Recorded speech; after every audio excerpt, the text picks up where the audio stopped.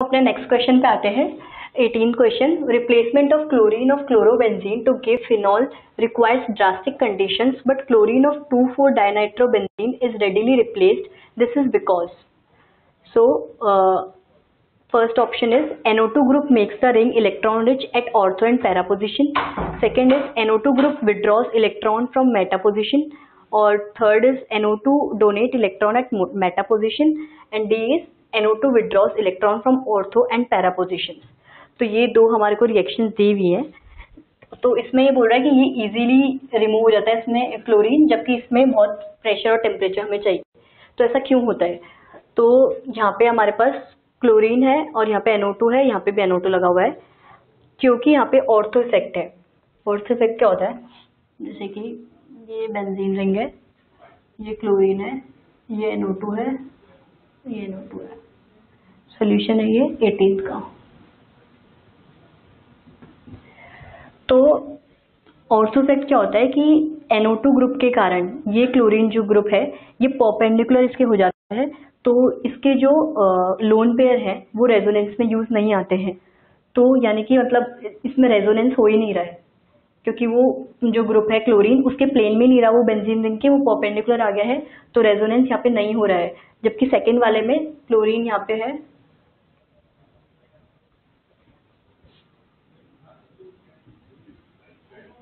तो क्लोरीन इसमें यहाँ पे इसमें रेजोनेंस हो रहा है, तो इसमें क्लोरीन को निकालना बहुत ही टिपिकल हो जाएगा, क्योंकि ऑलरेडी वो बहुत ही स्टेबल मॉलिक्यूल है। और जबकि यहाँ पे आसान है क्योंकि वो उसके परपेंडिकुलर है, ना उसमें रेजोनेंस में इसका यूज आ रहा है, तो इट इज इजी। सो ये इसलिए हो जाता है। तो इसका ऑप्शन कौन सा सही हो जाएगा? NO2 group makes the ring electron rich at ortho and para position.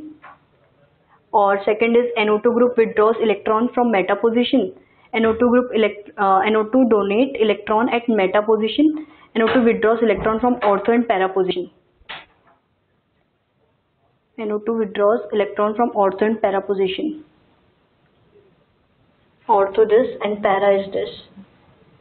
Ortho, मुझे इसका आंसर नहीं पता। मैंने आंसर ही नहीं देखा इसका यार, मैं किसी पागल हूँ। सीरियसली मुझे इसका आंसर नहीं पता। मैं अब सोच रही हूँ इसको पढ़ना है, मैंने आंसर क्या है, मैंने देखा ही नहीं इसका आंसर। तो डी ऑप्शन है इसका।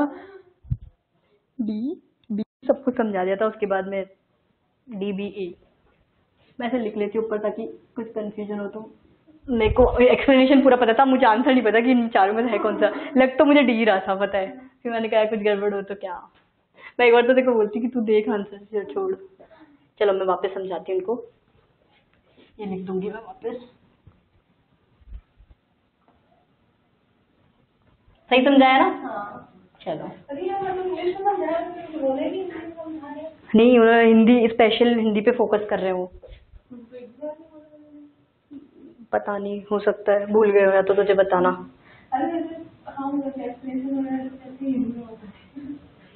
हाँ हो सकता है। मेरे को भी पहले इंग्लिश फ्लो में इंग्लिश ही आती, फिर उन्होंने मेरे को वो किया था, मैंने कहा अब हिंदी भी आ गई मुझे, नॉर्मल है दोनों ही। चलो ठीक है, अब स्टार्ट करते हैं। तो हम अब नेक्स्ट क्वेश्चन पे आते हैं अपने 18th question. Question is replacement of chlorine of chlorobenzene to give phenol requires drastic conditions, but chlorine of 2,4-dinitrochlorobenzene is readily replaced. This is because ये reasons हमें दिए हुए हैं।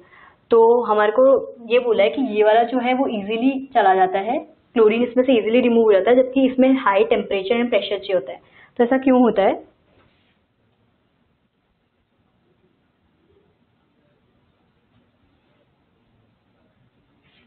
सोल्यूशन है ये 18th का।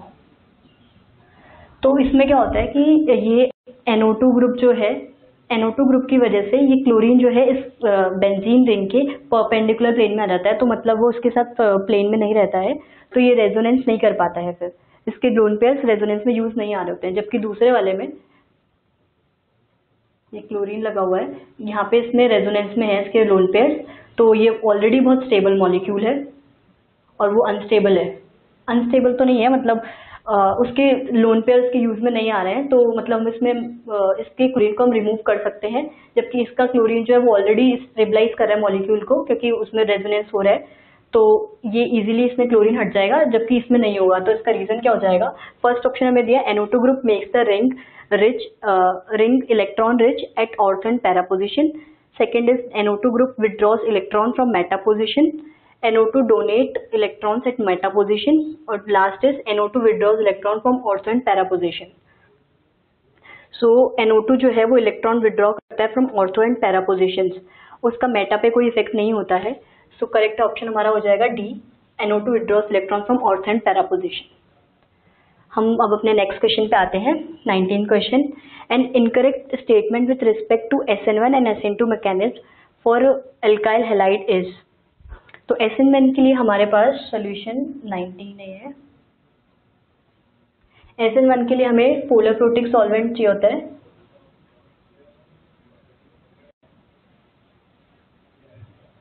पोलर प्रोटिक, और SN2 के लिए हमें चाहिए होता है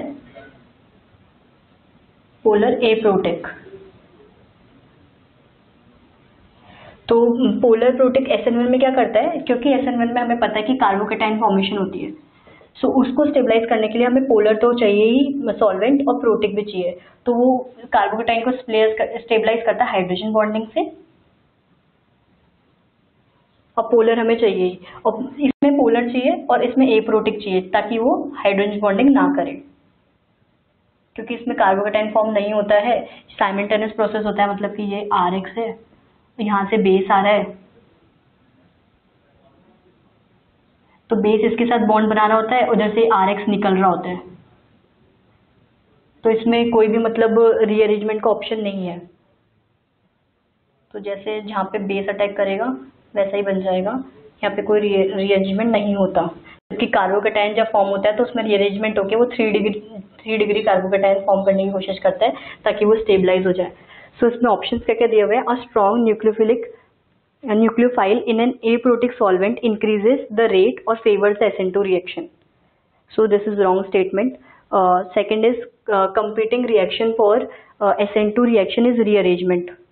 Sorry, this is true. First option is true, second is wrong, क्योंकि उसमें rearrangement दिया जो कि SN2 में rearrangement नहीं होता है, और हमें aprotic solvent चाहिए होता है, जैसा कि मैंने बताया SN2 में polar aprotic, जो कि सही है। और थर्ड ऑप्शन है SN1 reactions can be catalysed by some Lewis acids. तो कैटेलिस्ट की फॉर्म में हम लेविस एसिड्स को यूज कर सकते हैं तो SN1 रिएक्शंस में, तो ये भी ट्रू हो गया।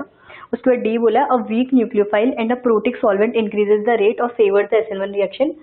तो मैंने बता ही दिया, पोलर प्रोटिक सॉल्वेंट्स फेवर करते हैं SN1 रिएक्शंस को, और वीक न्यूक्लियोफाइल भी कर सकते हैं, क्योंकि ऑलरेडी कार्बोकेटाइन बन चुका होता है, तो उसके बाद चाहे स्ट्रॉन्ग आए वीक आए तो उससे कोई फर्क नहीं पड़ता, तो वीक भी चलेगा उसके लिए। जबकि SN2 में हमें स्ट्रॉन्ग न्यूक्लियोफाइल चाहिए होता है। तो ये हो गया इसका आंसर। इसने पूछा इनकरेक्ट स्टेटमेंट, तो इनकरेक्ट हो जाएगा competing reaction for SN2 reaction is rearrangement नहीं होता है उसमें। उसके बाद हम आते हैं नेक्स्ट क्वेश्चन पे, the absolute configuration of COH। ये पूरा कंपाउंड हमें दिया हुआ है, तो हम पहले फर्स्ट कार्बन की बात करेंगे, फिर सेकेंड की करेंगे। तो फर्स्ट कार्बन का कॉन्फ़िगरेशन जो है वो ऐसा है, OH ग्रुप इधर लगा हुआ है, इधर लगा हुआ है CH, CH3, Cl, और ऊपर है कार्बोक्सिलिक ग्रुप, और इधर है H ग्रुप। तो हम प्रायोरिटी के अकॉर्डिंग चलेंगे, तो सबसे पहले आता है OH ग्रुप, फिर इसके बाद आता है सेकंड पे ये, और थर्ड पे आता है COH, और फिर लास्ट प्रायोरिटी है हाइड्रोजन की। तो ये ऐसे रोटेट कर रहा है, तो यानी कि इसका हो गया S कॉन्फ़िगरेशन। उसके बाद हमारा है इधर क्लोरीन, ये सेकंड कार्बन के लिए हो गया, ये सेकंड कार्बन है, ये फर्स्ट कार्बन था। सेकंड कार्बन के लिए हमारा क्लोरीन हो गया इधर CH3 ग्रुप है, और उसके बाद इधर हाइड्रोजन है, और इधर है CH, COH। तो सबसे पहले प्रायोरिटी के अकॉर्डिंग चलेंगे, तो क्लोरीन सबसे पहले आता है, फिर ये आता है, और फिर CH3 आता है। ओ सॉरी, ये ऐसे नहीं रोटेट करेंगे, हम इसको ऐसे रोटेट करेंगे। ये सबसे पहले है, फिर सेकंड प्रायोरिटी इसकी है, फिर ये थर्ड है। तो इसमें फर्स्ट प्रायोरिटी इसकी थी, सेकंड प्रायोरिटी इसकी थी, थर्ड इसकी थी। सिमिलरली इसमें फर्स्ट इसकी है, सेकंड इसकी है, और थर्ड इसकी है। तो ये ऐसे रोटेट कर रहा है, तो ये हो जाएगा R। तो ये R हो गया, ये S हो गया, तो इसका कन्फिग्रेशन जो हो गया वो हो गया फर्स्ट में 2 सेकेंड कार्बन पे S कन्फिग्रेशन और थर्ड कार्बन पे R कन्फिग्रेशन। तो करेक्ट ऑप्शन इज कौन सा हो जाएगा? ये 2s3r। सो ये लास्ट क्वेश्चन था हमारा। That's all for today organic chemistry. Thank you.